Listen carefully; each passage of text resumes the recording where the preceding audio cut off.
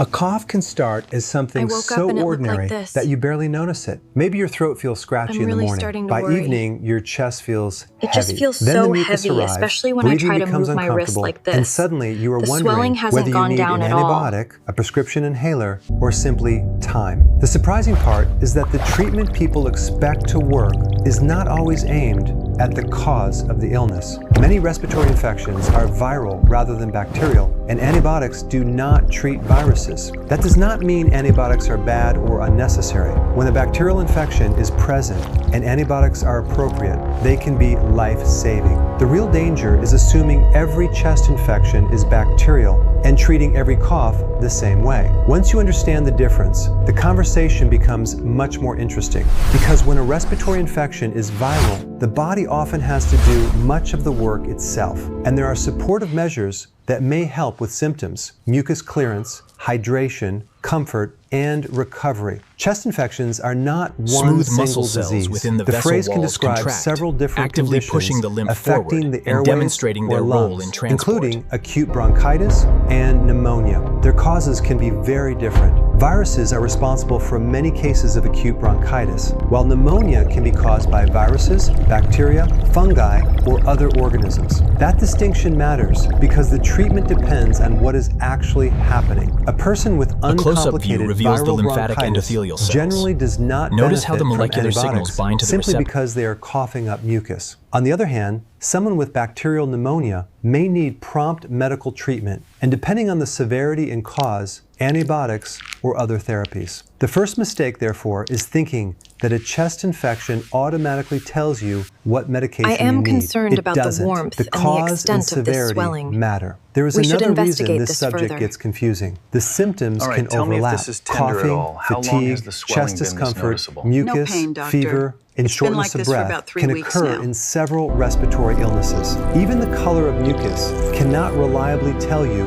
whether an infection is bacterial. That is why trying to As diagnose the surgical yourself instruments from disrupt the one lymphatic symptom vessels, can be the misleading. normal flow A of lymph is persistent interrupted. cough after This a viral visualization infection shows the may cauterization last process. much longer than the fever or sore throat that came first. That can be frustrating, but it does not automatically mean the infection has become bacterial. The airways can remain irritated and inflamed even after the original infection is improving, and the cough reflex can remain sensitive for some time. Antibiotics have an important place in medicine, but they are not general-purpose infection killers. They work against bacteria, not viruses. Using them when they are unnecessary exposes you to potential side effects without treating the underlying viral infection. It also contributes to the broader problem of antimicrobial resistance. And there is another part of the story that is often simplified too much: the relationship between antibiotics and the microbiome.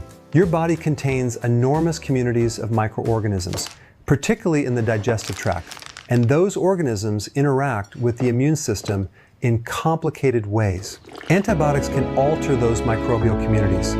That does not mean every course of antibiotics permanently destroys your immune system. That's and it, it nice certainly and does not controlled. mean Bring it all antibiotics the should way be up. avoided when Good. they are Now hold medically the tension. necessary. It simply And means slowly they should back be down. used when Good. there is a Hold it right there genuine for a second, indication, and then rather than slowly simply release. because someone wants a Excellent faster control. answer. So, what can you actually do when a respiratory Keep that elbow infection tucked in appears close. to be viral Now and a healthcare slowly lower the professional weights, has determined maintaining that control. urgent treatment Excellent is not work. required? The answer so you is wanna make not sure a it's miracle smooth around the supplement. ankle There is first, no home remedy then that can pull it up guarantee a chest evenly over infection the calf will like disappear this. overnight. But several approaches have been investigated for their potential to support respiratory health or reduce certain symptoms. Some How have does the stronger pressure feel evidence with than that others. motion? Some are That's very traditional remedies comfortable. with It feels interesting good. research, but limited clinical evidence. And some popular methods need to be approached with caution, because the way they are discussed online is not necessarily the way they have been studied. One of the most interesting compounds in this area is N-acetylcysteine, commonly known as NAC. It is a diuretic precursor helps involved reduce in the the fluid body's buildup. production We need to of monitor your glutathione, potassium an closely. important antioxidant How long will I that need to helps take this protect medication, cells doctor? from oxidative stress. NAC is also known for its mucolytic properties, meaning it can help make thick mucus less sticky and easier to clear. That is especially relevant when a respiratory illness leaves the airways congested with thick secretions. The idea is fairly straightforward. When mucus becomes thick and difficult to move, coughing becomes less productive. You may feel as though something is sitting deep in your chest, yet every cough seems to accomplish very little. A mucus-thinning medicine may make those secretions so as you can easier see here to in the mobilize diagram, in some managing the circumstances. lymphedema NAC involves has been both careful studied in nutrition several and respiratory regular, conditions, gentle including chronic bronchitis and chronic obstructive pulmonary disease. Some research suggests it may help with mucus-related symptoms or reduce exacerbations in certain people, although the evidence does not establish that NAC will shorten every ordinary viral chest infection. He's really struggling. Its potential Please send someone benefits now. depend on the condition, formulation, Sir, dose, we are the and paramedics. individual We are going to situation. give you some oxygen. The And there duplex is an scan important confirms safety deep vein point here. thrombosis in the NAC popliteal is vein. available in We're gonna take oral good care of you, forms, okay? but inhaled NAC is a medical swelling is intervention, my main concern, not especially something after that should be standing all day. improvised We'll use a by combination mixing approach. household substances Compression garments are and key, putting them along into with a regular nebulizer. manual drainage. Nebulizers deliver substances directly into the airways, and the lungs are not designed to receive arbitrary powders, salts, oils, or homemade mixtures. A formulation that is appropriate for inhalation needs to be specifically designed and prepared for that route, with appropriate quality and sterility considerations. If your doctor recommends nebulized medication, use the See how much product and easier that instructions moves now. provided You're healing for very that well. purpose. Yes, I can Do feel the not difference assume already. that something safe to It's swallow much less stiff. is automatically safe to inhale. The second approach It's not is about black the seed, cure. also known as Nigella It's about the sativa life or black I'm cumin. living now. For centuries, preparations made from black seed have been used in traditional medicine across different cultures. Modern research has investigated compounds in the plant, particularly thymoquinone, for antioxidant, anti-inflammatory, and other biological effects. There are laboratory studies in some early human research suggesting possible respiratory-related effects, but that evidence should not be turned into a claim that black seed oil can cure a chest infection. What makes black seed interesting is the range of biological activity researchers have investigated. Inflammation plays a major role in many respiratory illnesses, and compounds with anti-inflammatory properties can theoretically influence biological pathways involved in symptoms. Black seed has also been studied in conditions involving asthma and allergic inflammation. But laboratory activity against microorganisms is not the same thing as proving that a supplement can eliminate an infection in a human being. That distinction is easy to lose when traditional remedies are discussed online. If someone chooses to use black seed oil, the sensible approach is to follow the instructions for a reputable product and consider possible interactions with medications or medical conditions. Natural does not automatically mean harmless. Concentrated oils and extracts can cause side effects, and supplements can interact with medications. Pregnant people, children, older adults taking multiple medications, and anyone with significant medical conditions should be especially cautious about adding concentrated herbal products without professional guidance. Most importantly, black seed should be viewed as a complementary product with limited evidence for treating respiratory infections, not as a replacement for appropriate medical care. The third substance often discussed for respiratory infections is andrographis, sometimes called king of bitters because of its extremely bitter taste. Andrographis paniculata has a long history in traditional medicine. Researchers have investigated it for upper respiratory tract infections, sore throat, cough, and other respiratory symptoms. Some clinical studies have suggested that specific andrographis preparations may reduce the duration or severity of certain upper respiratory symptoms compared with placebo, although the overall evidence is not strong enough to treat it as a proven therapy for chest infections. That does not make it an antibiotic replacement. It does, however, make it an interesting example of how traditional medicine and modern clinical research sometimes overlap. A plant can contain biologically active compounds without being a universal treatment. The quality of evidence depends on the specific preparation, dose, population, and condition being studied. A study involving people with an uncomplicated upper respiratory infection cannot automatically be used to claim that the same supplement treats pneumonia. That distinction is essential. That distinction is especially important when talking about anything involving the lungs. Pneumonia is not something to casually manage with a collection of supplements. A person with pneumonia can become seriously ill, particularly if they are older, very young, immunocompromised, or living with chronic heart or lung disease. Natural remedies may sometimes be discussed as supportive measures, but they should never delay evaluation when pneumonia is suspected. Another plant preparation that has attracted attention is Pelargonium sidoides, sometimes referred to as South African geranium. Certain standardized extracts have been studied for acute respiratory infections and bronchitis. Some trials have reported improvements in symptoms such as cough and sputum production. Although the quality of the evidence is low and results from one standardized extract should not automatically be applied to every product sold under a similar name. This is a recurring problem with herbal medicine. Two bottles can contain the same plant name while having very different concentrations, extraction methods, or active constituents. When researchers conduct a clinical trial, they usually use a defined preparation. The supplement sitting on a store shelf may not be identical. That is why evidence about an herbal extract should be connected to the actual product and preparation studied rather than generalized to an entire category. It is also one reason consumers should be cautious about products that make dramatic claims based on a single study. If your goal is simply to get through a viral respiratory illness more comfortably, some of the most useful interventions are also the least glamorous. Rest matters. Adequate fluid intake matters. Avoiding cigarette smoke and other airway irritants matters. Warm liquids can soothe an irritated throat. A clean humidifier or appropriately humidified air may make some people more comfortable, although very hot steam can cause burns and does not eliminate an infection. Clearing nasal congestion can also make breathing feel easier, particularly at night. These measures are about comfort and supportive care, not about directly killing the virus. The sixth approach from the traditional remedy category is licorice root. Licorice has been used for generations in different medical traditions, and compounds within it have demonstrated anti-inflammatory and other biological effects.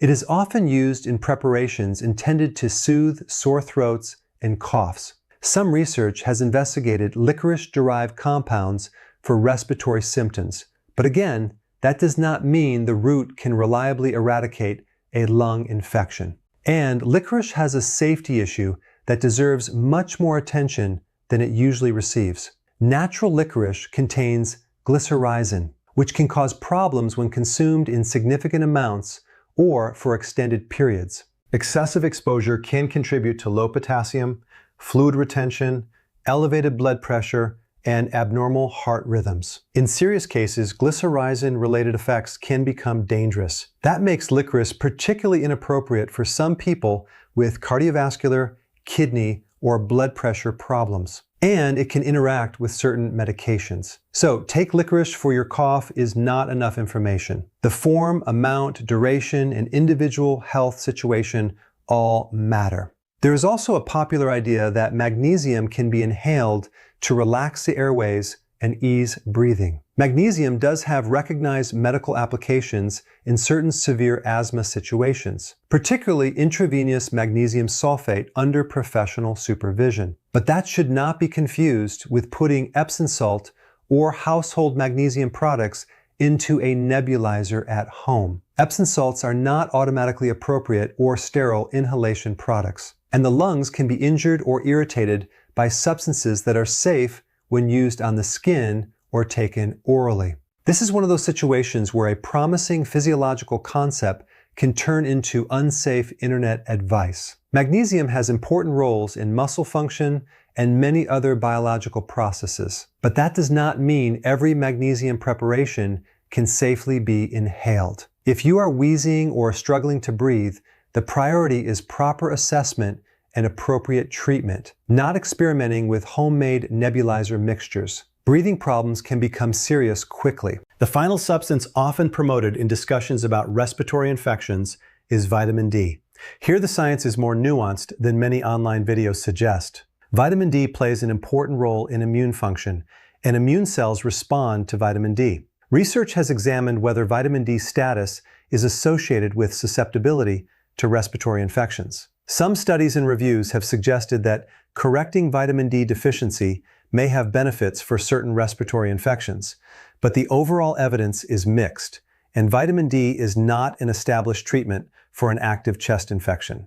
It is much more accurate to think of vitamin D as an important nutrient whose deficiency may need correction than as a cure for respiratory illness. This distinction matters because high-dose vitamin D can be harmful. The body does not necessarily become healthier simply because a supplement dose becomes larger. Excess vitamin D can raise calcium levels in the blood and potentially cause nausea, vomiting, weakness, confusion, dehydration, kidney stones, kidney damage, abnormal heart rhythms, and other complications. The established upper intake level for most adults is 4,000 international units per day from all sources, although healthcare professionals may sometimes prescribe higher amounts for specific deficiencies for a limited period with appropriate monitoring. A dose such as 50,000 international units every day should not be treated as a routine home remedy for an infection. High-dose vitamin D is sometimes used medically for specific deficiencies, but the dose, frequency, duration, and monitoring are determined according to the individual situation. Taking massive doses without medical guidance is not a safe general strategy. Vitamin D is fat-soluble, which means the body handles it differently from water-soluble vitamins. It can accumulate, and excessive intake can therefore become toxic. If you suspect you are deficient, a clinician can decide whether testing or supplementation is appropriate. The goal should be correcting a deficiency when necessary, not chasing an arbitrarily high blood level during a cough. The same caution applies to vitamin K2 and magnesium. Both are important nutrients, but saying that vitamin D will not work without them is an oversimplification. Nutrients interact with one another in complex ways, and magnesium is involved in vitamin D metabolism, but that does not mean everyone taking vitamin D automatically needs a particular supplement combination.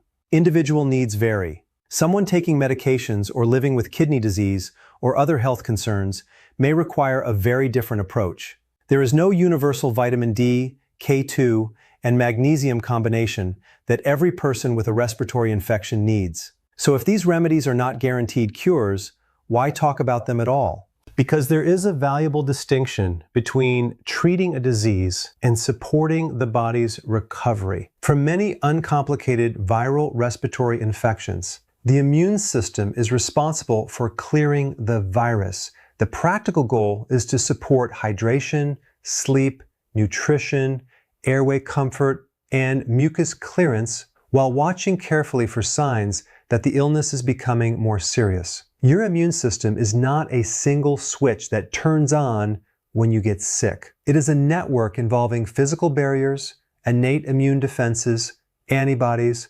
specialized immune cells, inflammatory signals, and memory responses. Some of these defenses are present from birth. Others develop through exposure to pathogens and vaccination. This is why the idea that children must avoid every possible germ to build immunity is too simplistic. Children encounter many microbes as part of normal life, and their immune systems develop through a combination of ordinary environmental exposure, vaccination, genetics, nutrition, and other factors. At the same time, deliberately exposing a child to infections is not a healthy immune-building strategy. Some infections can cause serious complications, and vaccines exist precisely because immunity can often be developed without first suffering through the disease itself. Good hygiene remains important, particularly when someone is vulnerable to infection. The goal is not to create a completely sterile world, but neither is it to seek out dangerous pathogens. When an adult develops a chest infection, the immune response can produce many of the symptoms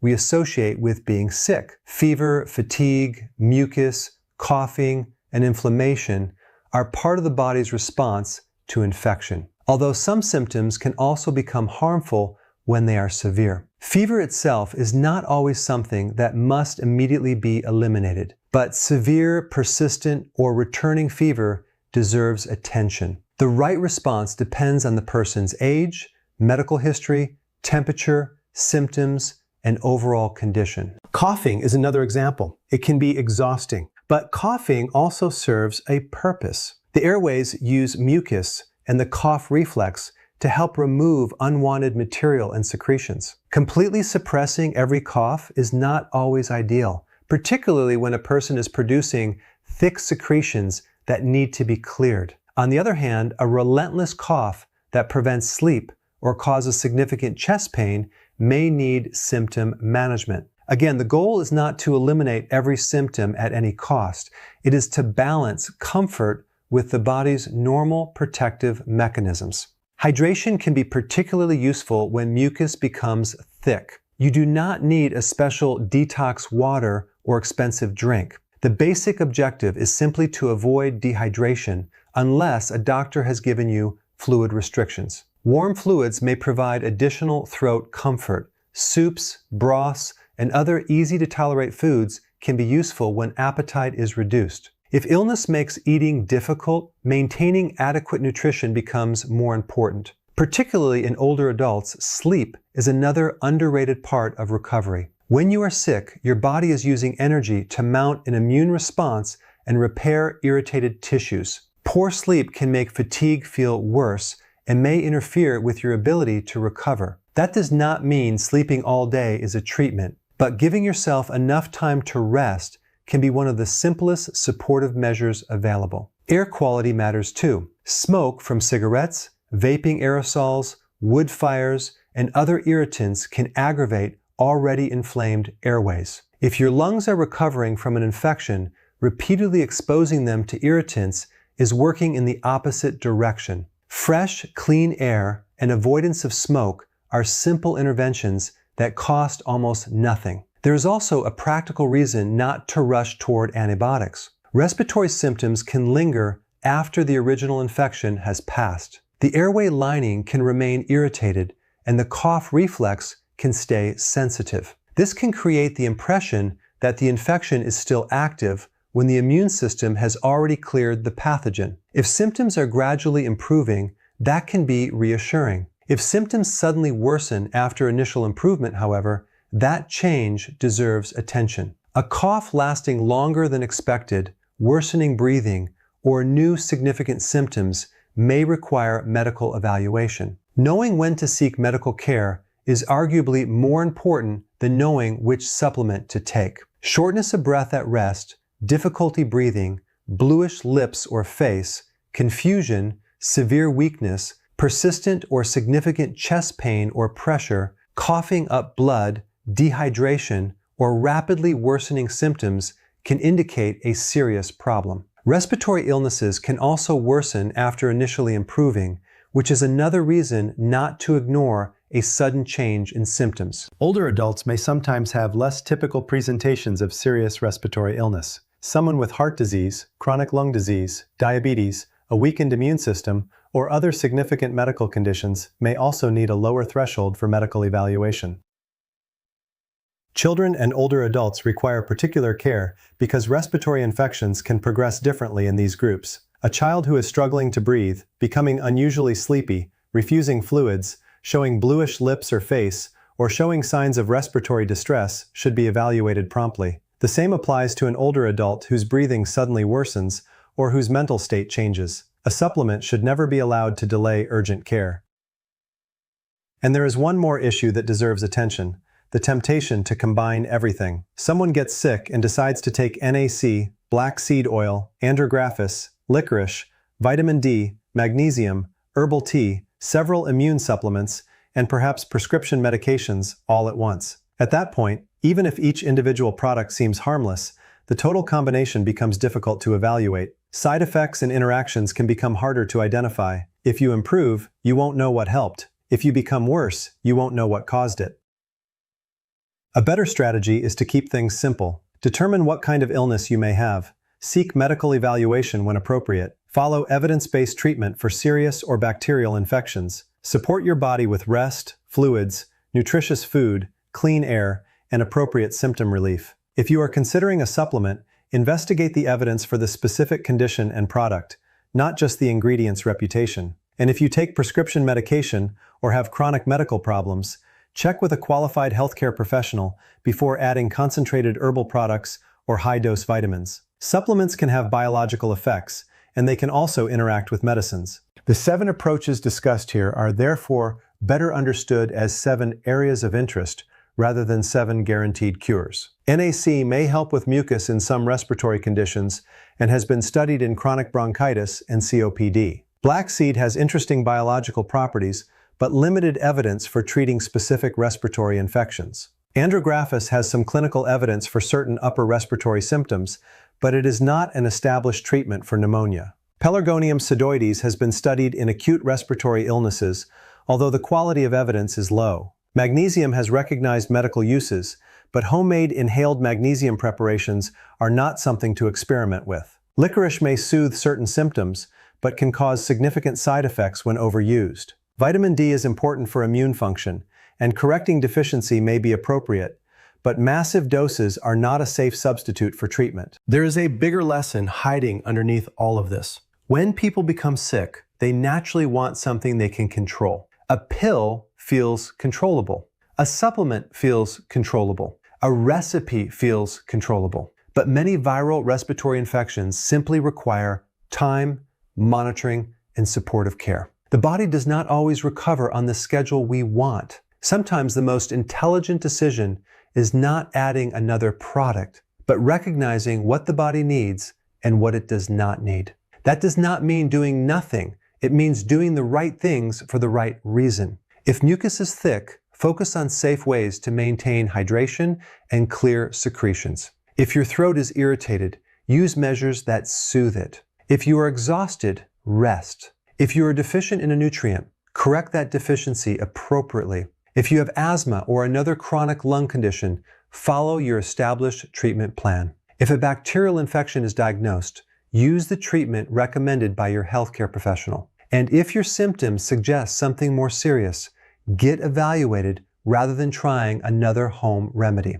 The lungs are remarkably resilient, but they are also delicate. They have a huge surface area interacting with the outside world every time you breathe. Every breath brings in oxygen, but it can also bring in smoke, pollutants, allergens, and infectious particles. When the airways are inflamed, even ordinary breathing can become uncomfortable. That is why protecting the lungs during and after an infection matters. You do not need a complicated protocol to support recovery. You need good judgment. Know what can be treated at home and what cannot. Know that antibiotics are powerful tools against bacteria, not viruses. Know that natural products can have biological effects and therefore can also have side effects. Know that inhaling something into your lungs is very different from swallowing it.